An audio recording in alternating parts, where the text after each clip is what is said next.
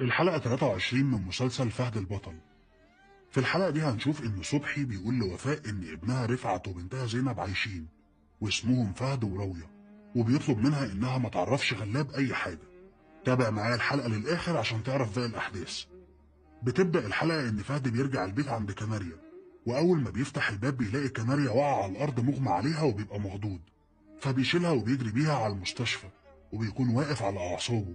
فبيجي الدكتور وبيقول له احنا الحمد لله انقذناها، لكن الجنين ربنا يعوض عليك، وهي دلوقتي فاقت وتقدر تدخل تطمن عليها. ففهد بيكون حزين ومتأثر، وبيدخل لكناريا وبيقول لها حصل ايه ومين اللي عمل فيكي كده. فبتحكي له على اللي حصل، وان ستات اتهجموا عليها وضربوها في بطنها لحد ما وقعت وما حستش بنفسها.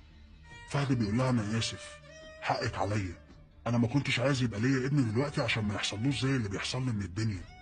انا ما بلحقش افوق، كل خبطه بتيجي وراها الخبطه التانيه على طول. انا بجد تعبتك معايا يا كناريا، انت ما تستحقيش تشوفي كل اللي بيحصل لك من تحت راسي ده. فكناريا بتعيط وبتبوس ايده وهو بيطبطب عليها، وبتقول له انت احسن راجل في الدنيا دي كلها. وفي مشهد تاني بنشوف فهد وهو واقف مع اخته راوية، وبيكون شكله مهموم. فراوية بتقول له انا عارفه اللي انت فيه حمل تقيل عليك، بس انت قدها يا فهد.